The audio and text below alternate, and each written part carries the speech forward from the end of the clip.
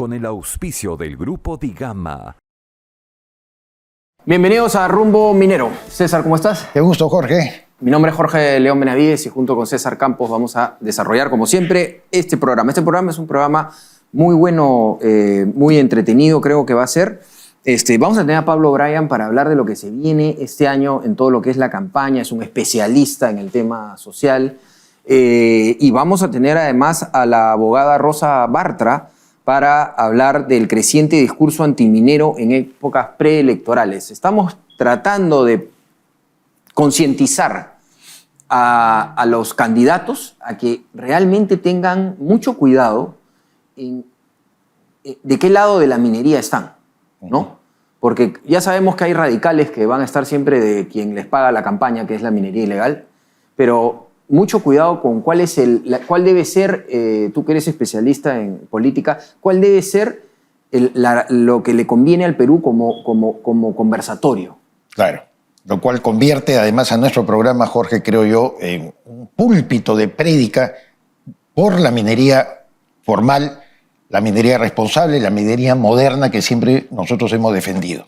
Todo lo que signifique afectación del medio ambiente, cuando no hay sostenibilidad, sabemos que radica más bien en manos de la minería ilegal. Eso hay que tenerlo clarísimo. Hoy más que nunca, toda la minería moderna está con una lupa encima para que sus productos puedan corresponder verdaderamente a la demanda del mercado, pero también a la protección y defensa de las comunidades aledañas y del medio ambiente. Eso es lo que nos espera todo este año 2025. Así es, César.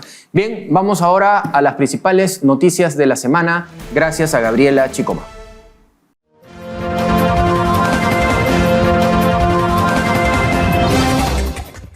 Gracias, Jorge. Estas son las principales noticias mineras de la semana. El Ministerio de Energía y Minas anunció que ya está en marcha la implementación de la ventanilla única digital del sector minería y prevé que esté concluido para julio próximo. Actualmente, la ventanilla única digital se encuentra en la fase 2, con una mejora regulatoria que incluye 21 medidas que se vienen trabajando a través de mesas ejecutivas a cargo del Ministerio de Economía y Finanzas, realizando el análisis de todos los procesos con la finalidad de suprimir o simplificar procedimientos y trámites del ciclo minero. Hudbay Minerals presentó ante el SENACE un informe con el cual busca expandir su mina de cobre Constancia, ubicada en Cusco y valorizada en $210 millones. La iniciativa se centrará en ampliar la capacidad operativa de la mina y mejorar la eficiencia del procesamiento. Hudbay espera que la construcción comience en el cuarto trimestre de este 2025 y que las actividades mineras continúen hasta el 2030.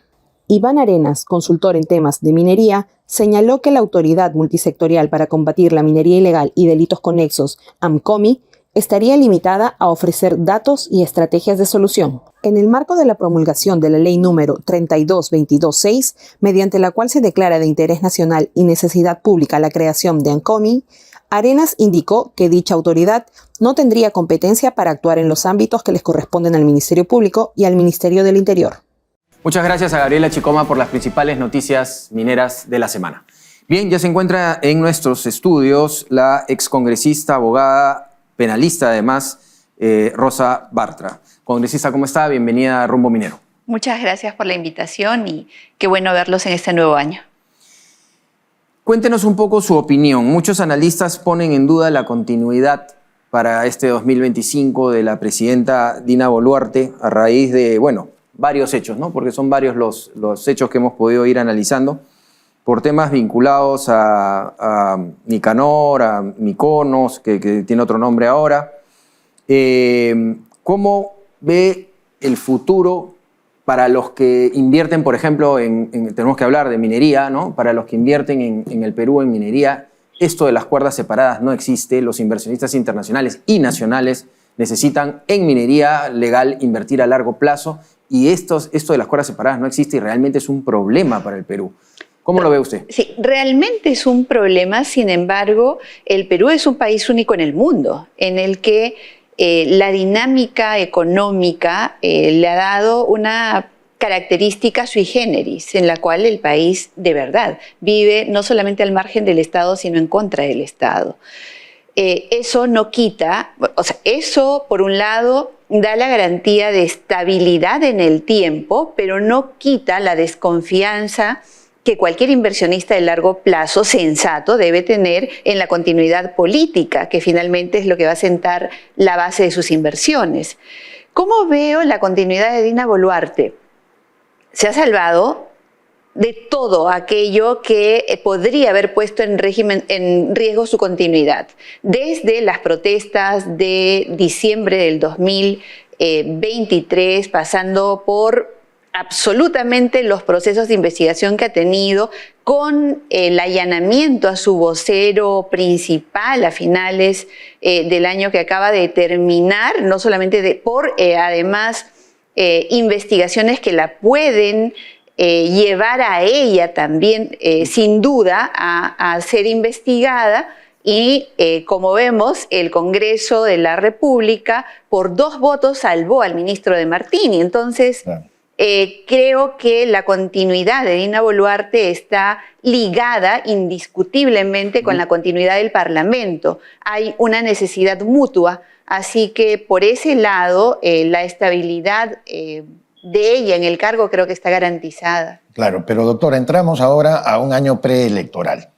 2025 ya se activan todas las fuerzas y lo que sabemos por experiencia y por historia, sobre todo porque lo hemos focalizado aquí en el programa Rumbo Minero, el discurso precisamente contra la actividad minera legal se pone en boca de muchos aspirantes al Congreso, a la presidencia de la República, que son de izquierda, que comienzan a denominar peyorativamente como una actividad extractiva y perversa a la propia minería. ¿Cómo se puede contrarrestar esto desde su punto de vista? César, ese sí es un punto que me parece de extraordinaria importancia. Porque las elecciones del 2026, ya no creo de verdad que estas vayan a ser adelantadas, porque además vamos a una elección con un modelo político diferente, que es el bicameral. Plantea un desafío en el sentido de, por un lado, los discursos que se van a manejar en campaña electoral, que efectivamente van a ser mucho más radicales y violentistas que en cualquier otro momento de nuestra historia. Sino que además hay algo importantísimo que es precisamente este diseño, el diseño bicameral. Plantea una Cámara de Diputados, una Cámara de Senadores, pero en la Cámara de Senadores tú tienes 30 senadores, el 50% que van a tener distrito electoral único, es decir, van a ser elegidos uno por cada región.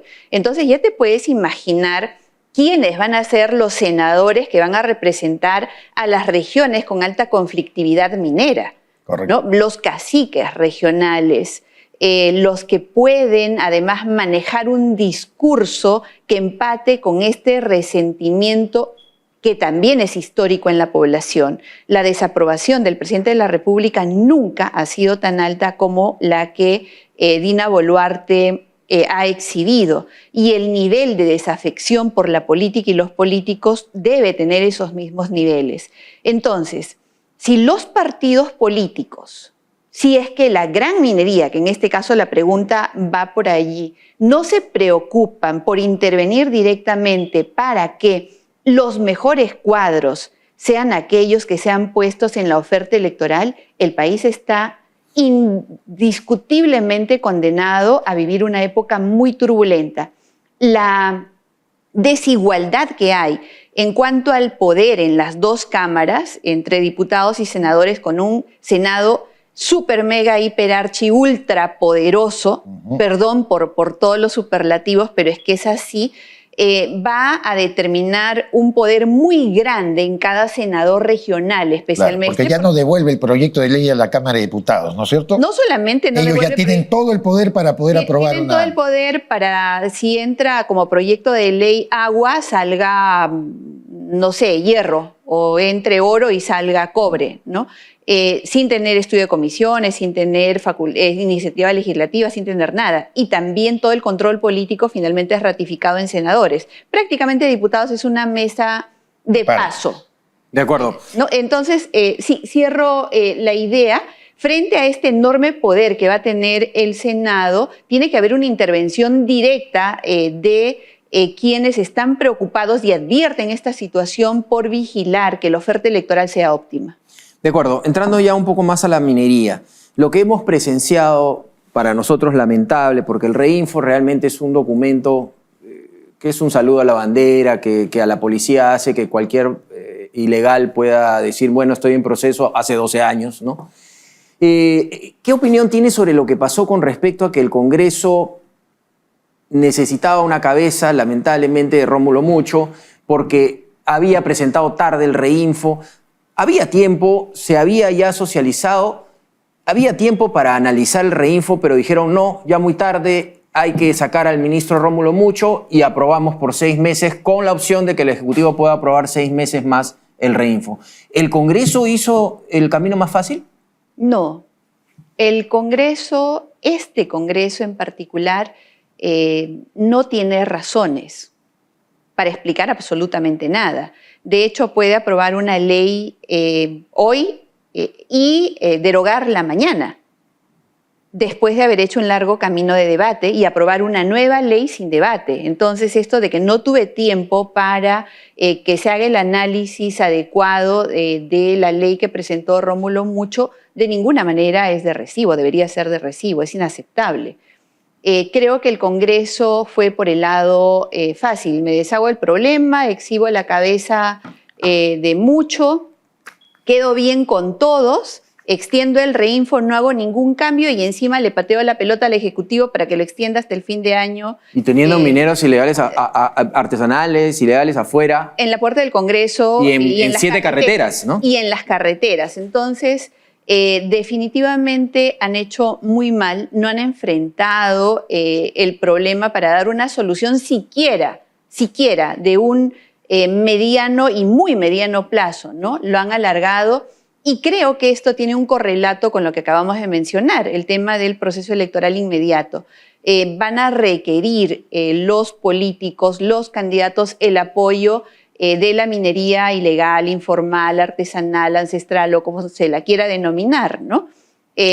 Recordemos que hay un grandísimo poder económico en este momento allí y sus intereses están directamente en las manos del siguiente Parlamento. Así que creo que ahí hay una simbiosis innegable. Para usted como ex congresista, esta situación como la acaba de narrar es penosa, ¿no? Sí, es penosa porque es un tema que no es menor, ¿no?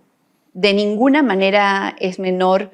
El país vive récords de violencia, de inseguridad, históricos también, y esto se exacerba cuando ya no hay Estado de Derecho, cuando se impone la ley del más fuerte, en este caso del que más dinero tiene, y voy a insistir, porque es un tema del cual se está hablando poco, frente a un modelo político que se viene que va a ser de mucha mayor posibilidad de conflictividad. Finalmente, doctora, quería preguntarle acerca del destino de Petroperú. Ya sabemos, hay una nueva directiva, un nuevo directorio presidido por el ingeniero Alejandro Narváez. Él ha ofrecido una estrategia de sostenibilidad proyectándose el año 2030, que ha sido muy difundido, pero muchos consideran que es ahora solamente palabras, opiniones, pero habrá que verificar cómo se ejecutan muchos de estos aspectos. ¿Cómo ve usted el futuro de Petroperú en este año 2025? No lo veo diferente a cómo ha sido la trayectoria. Sí me preocupa muchísimo que este gobierno haya invertido, no sé si el término es inversión o finalmente es una pérdida de dinero, un gasto, un derroche de recursos que no tenemos. Son 12.000 millones de soles que este gobierno ha destinado para Petroperú.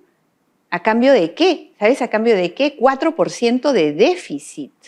Entonces, no entiendo muy bien la lógica del gobierno para tomar este tipo de decisiones. El MEF es absolutamente irresponsable. Esto no va a redituar nunca y, desgraciadamente, por eso es que creo que va a ser mucho más dinero perdido del que va a sumarse a todo lo que ya se perdió. A pesar que el presidente de Petroperú, en mi opinión, ha cometido un error. Apenas fue elegido, dijo que ya no se iba a pedir más dinero. Eso es... Era una mentira del tamaño del sol, ¿no? Es imposible que no se vaya a requerir más dinero. La situación de Petroperú no se ha terminado de sincerar. Este afán aparentemente estatista del gobierno no se comprende y por lo tanto solamente reafirma que este es un gobierno sin rumbo, sin norte, sin estrategia, sin ideología, sin absolutamente nada bueno que ofrecernos. Bien, muchísimas gracias. Ha sido un gusto tenerla por primera vez en los estudios de Rumbo Minero. Esperemos que no sea la última. Y bueno, no sé si habemos candidato para el Congreso. Estaba pensando eso, supongo. Hago política desde que tengo uso de razón y los políticos nunca dejamos de hacerlo. De hecho, estoy opinando más como político que como abogada, así que el ejercicio nunca lo dejo independientemente del lado del cual me encuentre. Clarísimo. Muchas gracias por estar en Rumbo Minero y la esperamos en otra oportunidad. Gracias. Vamos a una pausa comercial y regresamos. Para el año 2025, la inversión minera en el Perú superaría los $6.000 millones, consolidando al país como un destino minero clave a nivel mundial. A través de Expo Mineros y Proveedores, Minpro 2025, impulsamos las transacciones comerciales de la gran industria minera y sus proveedores. Reserva tu stand y participa en la feria minera más completa del sector. Exhibiciones, conferencias y ruedas de negocios en un solo lugar. Del 24 al 25 de junio en el Centro de Convenciones de Lima. Haz negocios con la principal fuerza económica del Perú. No te quedes fuera y separa tu stand en minproperú.com. Bien, en nuestro bloque internacional America Mining nos encontramos con el editor internacional de la revista Rumbo Minero, José González. José, ¿cómo estás? Muy bien, gracias Jorge, encantado de estar con ustedes. Cuéntanos un poco, se viene para algunos el huracán Trump, para otros cosas buenas, para otros no tan buenas, pero lo que sí es que van a pasar cosas en esta nueva presidencia de Trump. Cuéntanos cuál es tu opinión sobre lo que podría venir, qué implicancias va a tener. Este año 2025 va a ser singular en la medida que las dinámicas económicas y geopolíticas, en virtud de las tensiones que estamos viviendo a nivel de todo del planeta, van a tener un nuevo encuentro entre Xi en China y Trump en los Estados Unidos. Recordemos que previo a la pandemia una guerra de tarifas entre los Estados Unidos y China que tuvo efectos que terminaron siendo resueltos de alguna forma por la administración Biden y regresan. ¿Y por qué es importante? Porque las dos hegemonías económicas del planeta vuelven a entrar en una dinámica que puede ser de tensión, podría ser constructiva. Todo va a depender de cómo el presidente Trump enfrente estas nuevas relaciones y cómo reaccione China después de los arreglos que se habían llegado a la administración Biden. La economía norteamericana sigue siendo la economía que lidera las dinámicas globales, una economía de 23 trillones de dólares. La economía china es una economía de 16 trillones de dólares. ¿Cuáles son los ejes fundamentales? Los que estaremos analizando desde que el presidente Trump asuma la administración de los Estados Unidos el 20 de enero, su posición de cara a las tarifas, que es lo que ha señalado como un precio, como una dinámica fundamental en sus nuevas políticas ante las realidades del comercio internacional y su necesidad y su vocación por reindustrializar el país, el incremento en la producción de petróleo en los Estados Unidos y cómo vaya a administrar los recortes tributarios. La reforma tributaria anterior de Trump recortó los impuestos, el ingreso, pero no el gasto. Ahora tiene una nueva comisión que dirige más para recortar ese gasto, pero veremos si es exitosa o no. Pero de hecho los mercados de renta fija de deuda siguen muy nerviosos en virtud de las presiones inflacionarias que podrían generar las políticas de Trump, la tensión que podría generar con China, lo que afecta los flujos de importaciones a bienes de consumo en los Estados Unidos y su política migratoria que puede afectar el empleo. Por ahí van a venir las tensiones y las dinámicas de crecimiento en los Estados Unidos. De repente, José, podemos ser más específicos en lo que va a ser la dinámica económica de China, ¿no? Porque un país que ha tenido décadas de un crecimiento tan explosivo de 6, 7, 8, 9%, y de repente en los últimos años no ha logrado esos objetivos, además que se los habían trazado en el último Congreso del Partido Comunista Chino, con claras directivas de Xi Jinping al respecto. ¿Qué podemos esperar este año 2025 de China? Esta dinámica, César, entre China y los Estados Unidos va a ser fundamental también para el sector minero, en la medida que China sigue siendo el gran consumidor de metales y minerales a nivel global y los Estados Unidos y Europa deberían ser el motor de esa demanda en la transición energética que Trump podría o no afectar. En el caso chino, como señalaba, el Congreso del año pasado señalaba claramente que querían evitar que hubiera gasto fiscal para reactivar la economía china, y hay dos planes monetarios que están buscando reactivar una economía que no puede crecer más del 5%. Y esa va a seguir siendo el enfoque que vamos a tener sobre la economía china, las tensiones que se generen o no con los Estados Unidos, su rol en la nueva dimensión geopolítica global, su relación con Rusia, el éxito o no de la nueva propuesta de Xi de desarrollar los mercados domésticos e invertir en lo que llaman mercados críticos, entre los cuales el Perú es fundamental. Esa tensión, esa dimensión entre una China que no puede crecer, un Estados Unidos que cambia de dirección, son las que van a determinar en mucha medida el crecimiento global y la demanda de metales y minerales en este año que empieza. Para terminar, ¿qué tenemos para este 2025 para la revista Rumbo Minero?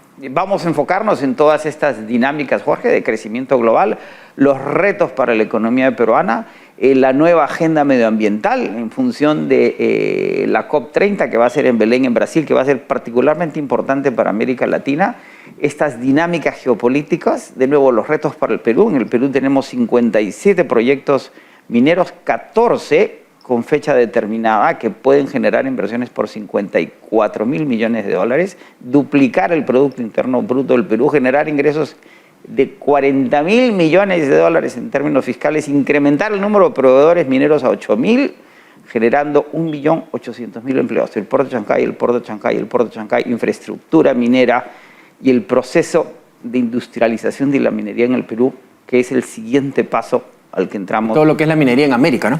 Correctamente. Sí, y las competencias y los retos que vamos a tener en el Triángulo del Litio, la aparición de Argentina como productor minero en función de las políticas de Milei, los retos en Chile, Panamá. En el primer trimestre de este año se debe decidir si cerrable la mina o no de First Quantum, las nuevas políticas de la presidenta Sheinbaum en México, la proyección de Brasil, particularmente de Vale, hacia la producción de cobre en el resto de América Latina. Excelente. Muchas gracias a José González.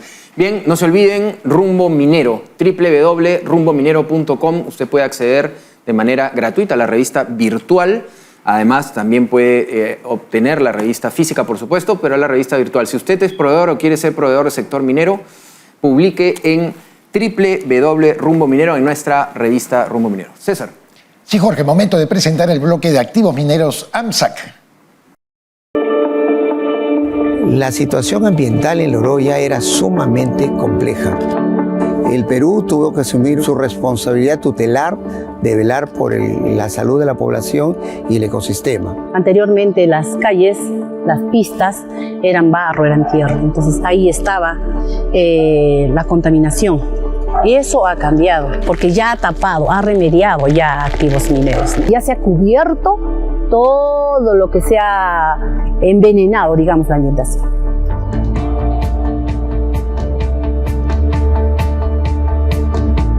Hoy en día ya Alto Marcabay ha desarrollado bastante, uno en el comercio, uno en el transporte, se ha creado fuentes de trabajo, ya es otra calidad de vida prácticamente.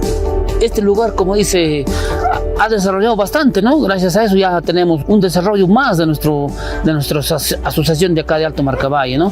Inclusive los animales anteriormente sufrían de la renguera que se habla. La renguera, unos animalitos que no podían caminar por los pastos, por la contaminación, todo. Hoy en día desapareció esa enfermedad. En estos espacios, con suelos expuestos, con suelos contaminados, jugaba con mi hermano, con mis amigos, con mi familia. Me llena de alegría trabajar en una empresa que ha hecho el cambio en Loroya. Los niños de hoy tienen una realidad totalmente distinta.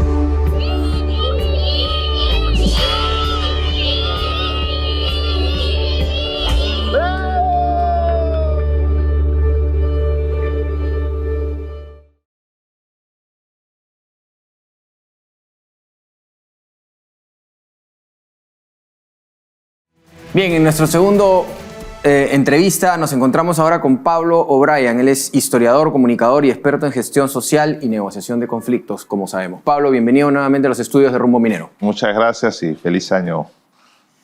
Pablo, cuéntanos un poco, la frontera entre Perú y Ecuador, un tema nuevo, no sé si nuevo, pero por lo menos que ha saltado a la luz pública. especialmente en la región donde se desarrolló el conflicto entre ambos países, el CENEPA, ¿no? Se ha convertido en un foco de minería ilegal de oro, debido al debilitamiento en los últimos 2 años de las instituciones públicas que deberían velar por el bien de la población y la salvaguarda del territorio nacional. ¿Cómo tomar este tema? O sea, esto es una fiebre del oro en Perú que hace que los países empiecen a pasarse por un mal control migratorio y vamos a terminar en una minería ilegal peor aún. Lo que es, este tema ya viene de mucho tiempo atrás, ¿no? En realidad esta minería ilegal de oro, ilegal de alguna manera, informal, llamémoslo así, en Ecuador ya tiene muchos años. Entonces recuerdo mucho que cuando trabajaba en el Ministerio de Energía y Minas, se encontraban trazas de mercurio, por ejemplo, en el río Morona, que está muy cerca de la zona petrolera, ¿no? De Andoas, por ejemplo, el campamento de Andoas que tiene el Perú, que es de Petroperú ahora. Y entonces siempre se encontraban trazas y se trataba de culpar a las petroleras de esto, cuando sabemos que las petroleras no usan mercurio, ¿no? Entonces, esta digamos, migración, traslado de mercurio por el río era por la activa, digamos, en valga la redundancia, actividad minera que había en la zona. Eso se ha ido trasladando también hacia el lado de Perú. Estamos hablando de la cordillera del Cóndor, ¿no? Que siempre se dijo de que tenía mucho oro. Y ahora se está, digamos, que explotando desde los dos lados. Y ahí hay un contubernio entre ecuatorianos y peruanos, entre pueblos Pero se están indígenas. pasando los... Se están pasando, efectivamente. O sea, que ahí hay una llamada...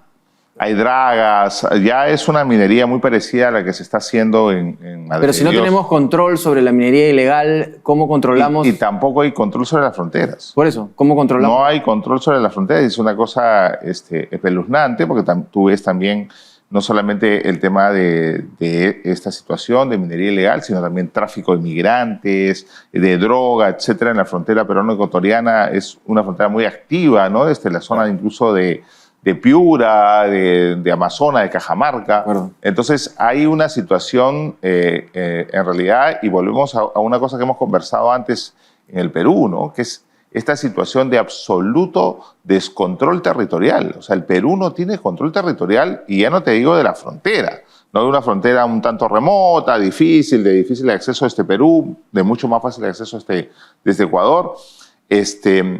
Te digo en Chilca, ¿no? O en donde ya hay tráfico de terrenos, ese tipo de cosas, que hay asesinatos todo el tiempo, ¿no? Entonces, el problema es de ese deterioro del país en ese sentido, ¿no?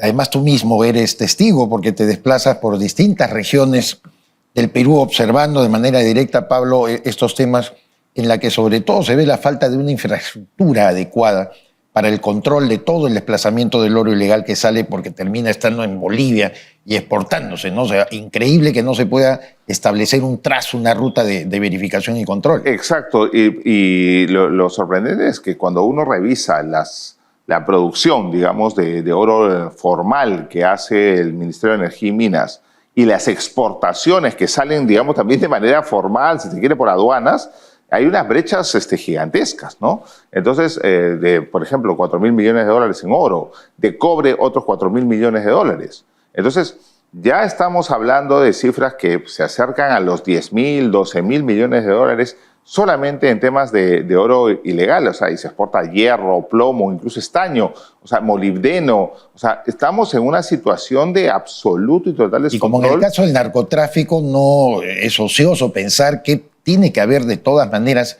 actos de corrupción de algunas autoridades que permiten que esto ocurra, ¿no es cierto? Así es. Y uno de los problemas que también lo hemos señalado anteriormente aquí tiene que ver con el control de insumos químicos. Exactamente igual que en el caso del narcotráfico. Y ahí habría que preguntar qué está haciendo la SUNAT, porque la SUNAT es justamente la encargada del control de insumos químicos, ¿no? Entonces, debiéramos presionar más y debería haber una actividad, por lo menos deberían darnos un informe de qué están haciendo para controlar los insumos químicos, porque sin insumos químicos no hay ninguna de estas dos actividades, ¿no?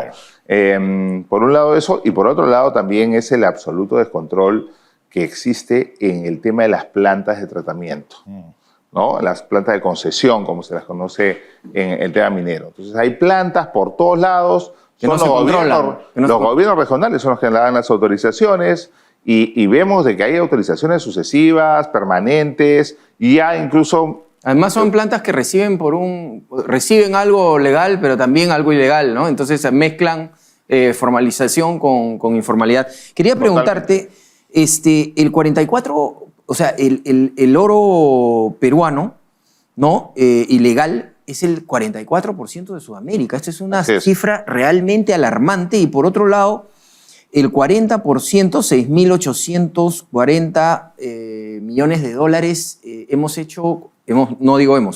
han hecho la minería ilegal este 2024. O sea, ya por primera vez en la historia se igualó o superó a la minería legal.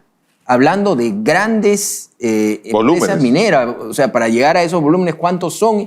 Y ya siendo, o sea, no me extraña este tema que estamos hablando de Ecuador, porque teniendo el 44% de minería ilegal de Sudamérica, quiere decir que es atractivo para cualquier, digamos, grupo ilegal también. Así es, lo que sucede también es, hay que tomar en cuenta varias cosas. Uno, en primer lugar, los precios. O sea, los precios están estratosféricos. Y eso manda la demanda. En segundo lugar, que hay compradores en gran cantidad. Pero eso no lo puedes... Obviamente, es el mercado, digamos, nos lleva a eso, ¿no? Entonces, hay grandes compradores, ¿no? Y por otro lado, pues hay un absoluto descontrol territorial. Entonces, es materia fértil, digamos, para poder desarrollar estas actividades. Esto es cuestión de los militares, ¿no? Claro. Esto es cuestión de los militares. Esto es una cuestión, en la frontera es cuestión de los militares. Obviamente. Totalmente. O sea, tú no puedes permitir de que estén haciendo actividades de extracción de un recurso natural, no del país, que además es de todos los peruanos, y con, digamos, empresas que son extranjeras y que se los llevan. Además, hay toda una ley que no te permite desarrollar actividades en los 50 kilómetros en frontera. De la línea de frontera, y sin embargo acá lo hacen pues a 5 kilómetros. Ese es un adicional. Ese es un adicional. Entonces, ¿dónde está supuestamente este control? No dejan que un mall, ¿no es cierto?, un centro comercial se construya en Tacna, formal, que va a dar empleo, porque está a 50 kilómetros de la frontera con Chile, y permiten este tipo de actividades ilegales a vista y paciencia de todo el mundo. O sea, eso es lo increíblemente esquizofrénico de este país. Mucho tema formal para las empresas, digamos, que están en la legalidad, montón de restricciones, no regulaciones, etcétera, y para los otros, carta abierta, ¿no? Entonces, voy a volver sobre el caso de Bolivia, porque es algo que tú también conoces y sabes que el río Suches, que divide la frontera, más de 4.300 metros sobre el nivel del mar, se ha focalizado aquí como un epicentro del contrabando de explosivos, en donde se realizan incluso las famosas ferias dominicales de los fines de semana y se venden productos de consumo, de pan llevar, conjuntamente con estos explosivos. Claro que ha sido detectado, claro que lo sabemos, lo estamos conversando, pero ocurre un fenómeno que Bolivia, como sabemos, ha ingresado en una etapa de crisis económica muy tremenda, a tal grado que están incluso hasta usando la moneda peruana como valor.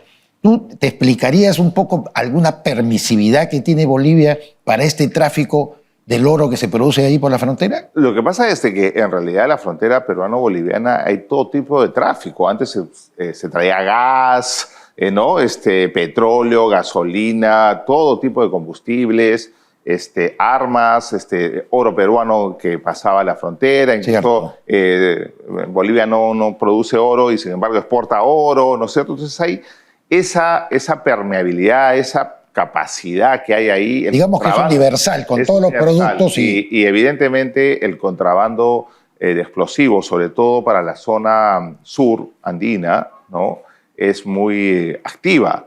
Pero no es la única manera, ¿no? O sea, la gran mayoría compra a través tienen permisos de SUCAME que son falsos. Hay un tráfico, digamos, de explosivos muy grande en el Perú, y ahí nuevamente volvemos al tema de qué están haciendo las empresas, las instituciones reguladoras como SUCAME, etcétera, para controlar este tipo de insumos, ¿no? Si uno corta los insumos, la actividad va a disminuir, ¿no? Y el otro tema es la trazabilidad del oro, etcétera, que se puede hacer. O sea, es muy fácil. Realmente la tecnología te permite establecer de dónde está proveniendo cada uno. La cuestión es la corrupción que hay también, ¿no? Y la corrupción definitivamente absoluta, hay mucha o sea, gente que se hace de la vista gorda, ¿no? O sea, para poder trasladar todos esos camiones de cobre, de oro, por las rutas del Perú, es muy fácil controlarlas. O sea, no son tantos los caminos. Claro. ¿no? Y ahora con toda la tecnología que hay satelital, de drones, etc. ¿Sería una opción la militarización, siendo tan grave el tema? Cada vez que la militarización se ha aplicado, no ha funcionado, ¿no? O sea, por ejemplo, para el control del Brain, ¿no? Entonces, tú tienes ahí el Brain. Sin embargo, se resolvió el tema en el Guayaga, ¿no? O sea, se aplicó, digamos, en determinado momento en el Perú, 2 opciones, ¿no? O sea, para determinados momentos, yo creo que la militarización es importante, pero luego una vez, no puedes mantener el tema ahí. Además, generas pues que se corrompa también las Fuerzas Armadas, ¿no? ¿La solución cuál es? ¿Poner una ley que se acerque más a un punto medio? Que no sea una burla como Reinfo, pero que sea un mape un poco más manejable. Yo creo que el problema no es tanto el mape. O sea, la mape debe existir, todos estamos de acuerdo con ellos, hay que apoyarlos, etcétera. El problema son los informales e ilegales y gente que absolutamente nada quiere. No le interesa para nada. No le interesa nada. Entonces, hemos visto posibilidades de que se vayan a otros lugares, pero no quieren quedarse ahí donde están explotando. Me queda poco tiempo y no quería desaprovechar la pregunta. Campaña electoral.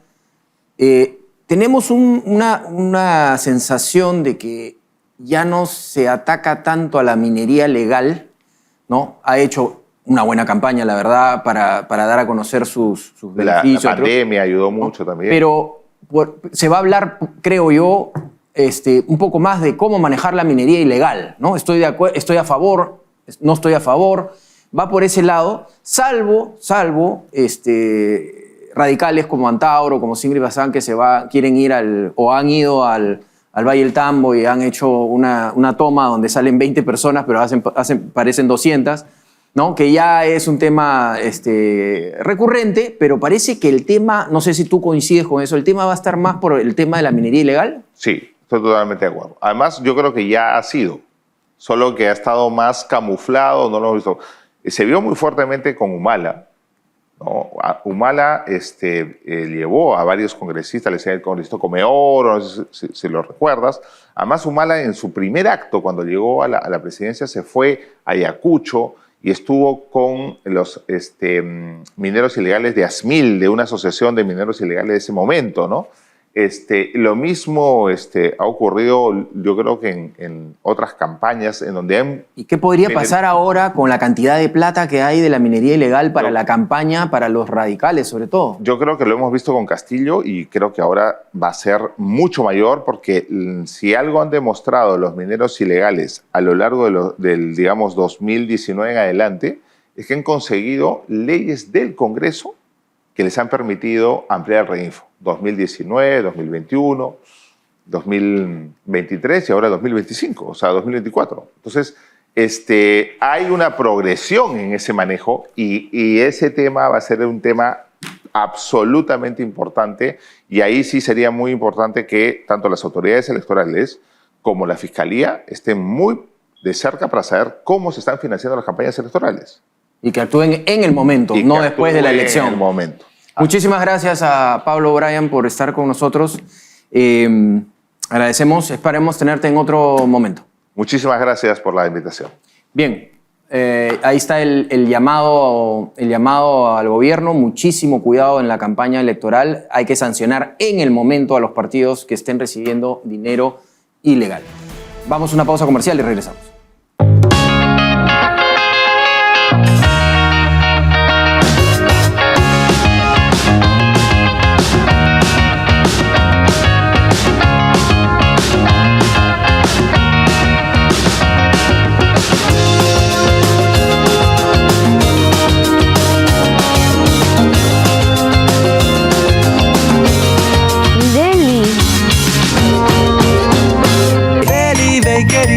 ¡Qué rico! Para el el año 2025, la inversión minera en el Perú superaría los 6.000 millones de dólares, consolidando al país como un destino minero clave a nivel mundial. A través de Expo Mineros y Proveedores, Minpro 2025, impulsamos las transacciones comerciales de la gran industria minera y sus proveedores. Reserva tu stand y participa en la feria minera más completa del sector. Exhibiciones, conferencias y ruedas de negocios en un solo lugar. Del 24 al 25 de junio en el Centro de Convenciones de Lima. Haz negocios con la principal fuerza económica del Perú. No te quedes fuera y separa tu stand en minproperú.com.